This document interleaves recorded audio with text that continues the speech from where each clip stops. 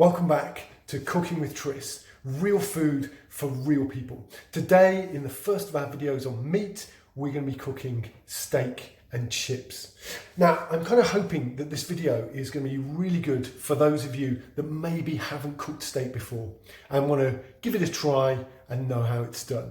I think you'll like this because it's really straightforward. There's just two ingredients, there's potato and then there's steak. Steak gets cooked on a griddle or in a frying pan, and then the potatoes just get done in the oven. So really easy, not a lot that can go wrong here. For those of you that are a bit of a steak cooking expert, I'm hoping that there may be a couple of things here, a couple of hints or tips that you may be able to learn to make your steak even better the next time you cook it. So let's have a look at this steak. Today I've got a classic bavette steak. It's really popular here in France, and it's the type you get if you order steak frite over here. It comes from the kind of just below the ribs on a cow, so it's also known as a flank steak. I really like it because it's full of flavour and it's just that little bit chewy, so it's got this great texture. But there's so many different types of steak out there. I also love a good ribeye. When it comes to picking a steak, what I'd suggest is just try lots of different types. See which one, stands out for you, which one you like, and then, go for that. Okay, one of the things, with cooking steak, doesn't matter what type of steak it is, essentially the way that you cook it is going to be exactly the same. Put it on the griddle, turn it over. The only thing that's going to differ is, depending on how thick it is, it may take a little bit longer to do. And of course, how you like it. For me, I really like it rare. My wife, she likes it a bit more on the medium side. So when you want it rare, it doesn't take so long to cook. If you want it a bit more medium or well done, you just cook it for a little bit longer. Okay, so what I'm going to do first of all is I'm going to marinate these steaks. I'm not going to marinate them to add flavour. I'm going to marinate them to emphasise the flavour that's already in the steaks. It's just going to this marinade is just going to really bring that flavour out. And how I'm going to do that is basically put salt and pepper on either side. So a good pinch salt, pepper. Let's flip these over and do it on the other side. This, as I say, it's really going to emphasise that steak flavour. It's going to bring it out. We don't want anything here that's going to be too overpowering, because we don't want to take anything away from the steak, which is kind of, the star of the show here. Okay, so we've got salt and pepper on either side.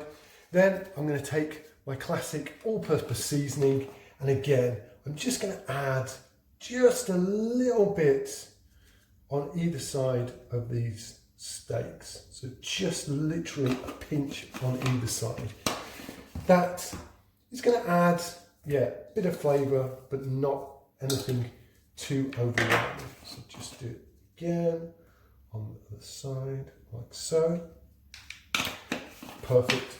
Any type of all-purpose seasoning will do, or barbecue powder, whatever you've got, but just something there that's just going to, give it that pop. Next, soy sauce. Just going to add a couple of dashes on either steak, like so. Just turn it over so it's all covering everything.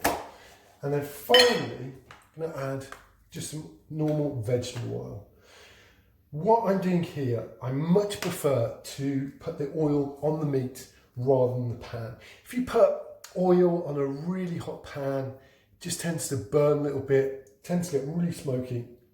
So I much prefer to add it to the steaks themselves, and these will just go straight on the pan and hopefully won't stick. So that's that done. I've just turned them over a few times. What I'm going to do next, just cover these over, put them in the fridge, and let them sit there. We're going to be eating this evening, so I'm going to give these a couple of hours in the fridge. I'm going to give it a minimum of, say, 45 minutes, maximum of about 3 hours. So I'm going to put these away and then we'll be back soon to make some potatoes. We're back for the potatoes.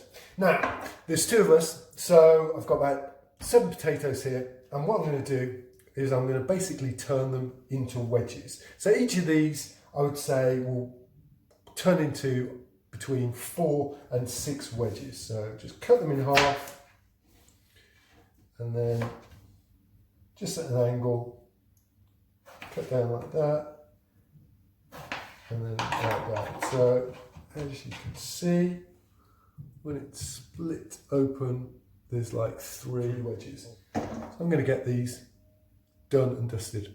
I'll be back in a sec. Okay, so these are all chopped up like so. These chips are kind of a bit of a hybrid really. They're a cross between sort of roast potatoes and those kind of potato wedges that you often get. They're going to cook for a long time in the oven. All in all, it's going to take about an hour and a half to cook these, but trust me, it's worth it. By cooking it for that amount of time, it's going to make sure that inside the chips, they're going to be really light and fluffy, and then on the outside, they're going to be really crispy. We're going to cook them, at a fairly low heat for about an hour, and then we're going to crank up the heat to really crisp them up. In terms of seasoning, we're just going to add a load of pepper, salt,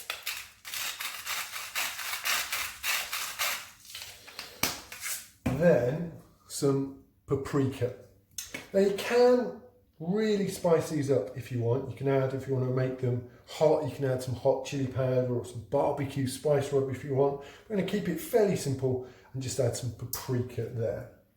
Then finish it off with the classic soy sauce. I know I tend to put this with everything, but I love it. It just brings out so much flavour and stuff. It's really great with anything savoury. It's just fantasticness. Then we're just going to finish off with a load of oil.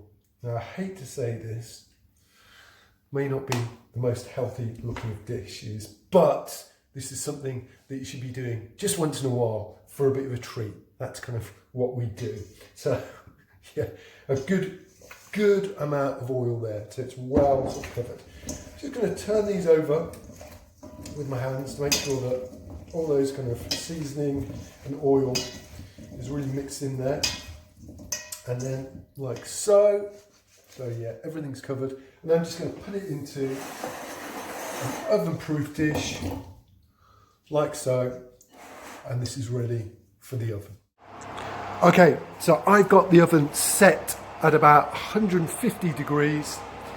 And I'm just going to put these chips in right on the middle shelf, and we're going to put them in there for about an hour and a half altogether. I'll come back in about an hour and see how they're doing. Okay, for cooking steak, you're either going to need one of these, a big old frying pan, or what I'm going to use today, a big old cast iron pot like this. Whatever it is that you use, it's basically got to be something that you can really get a lot of heat under. So yeah, frying pan's great, but even better, a griddle like this. So it's been about an hour now. I've been keeping an eye on these chips, just turning them over a little bit. So if you take a look, you'll see they're really on their way. I'm going to put these back in, turn the heat up to about 200 degrees and finish them off, really crisp them up for that last half hour.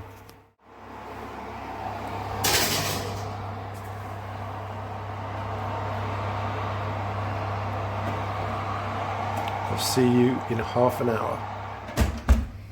Okay, so we're ready to cook the steak now. The chips are pretty much done. They're really crisp up, but they're really soft and fluffy inside. So I've turned the oven off. What I'm going to do is just put these back in, just to sit there and sort of rest. And then I'm going to add in our plate. Now,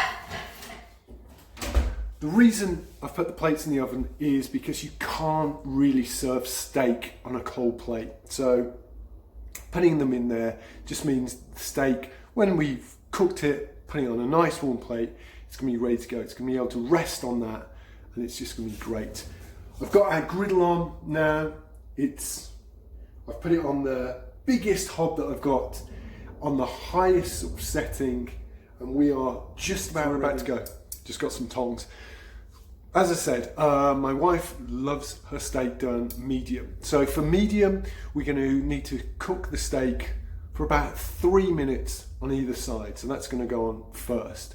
For me, I like it rare, so that's going to need about 2 minutes on each side. I'm going to turn the steaks over sort of twice. So I'm going to cook the one that's say medium for about 1.5 minutes on one side, turn it over 1.5 minutes on that side, and then we're going to turn them around the opposite direction and again do 1.5 minutes. So they're going to have that nice cross-hatched look to them. It's going to be the same with the rare steak, but yeah, it's going to take a little less time. Okay, so we're just going to wait for this to get up to the point where I can actually see the smoke coming off it. It's that hot. So now it's smoking hot. So the first steak, the one for medium, is going to go on.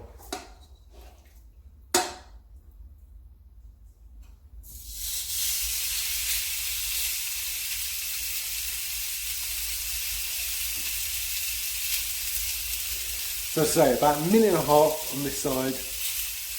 Once this side is done, after about 1.5 minutes, I'm going to put the other steak on. So I should hopefully be able to time it right so they're both perfectly done. Okay, going to swap this over and then add the other steak.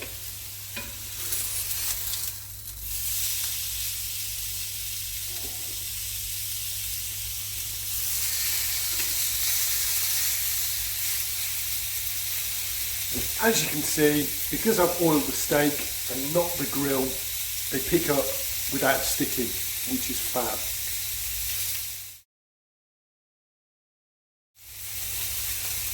Time to turn over the rare steak.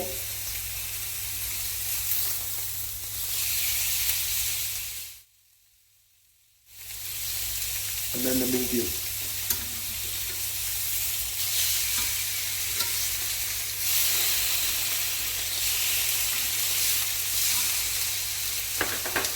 Okay, now that I've got those swapped over, I'm just going to grab the plates out of the oven, take them out so they're going to be nice and hot.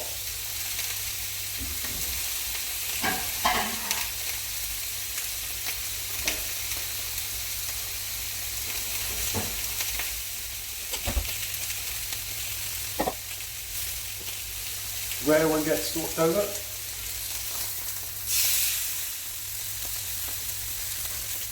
And now the medium.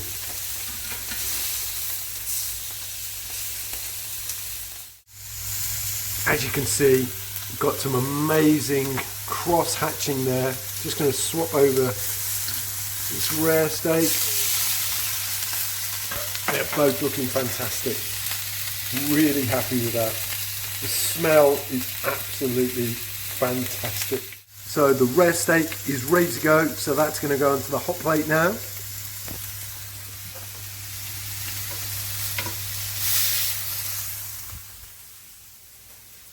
And that's just going to sit there and rest.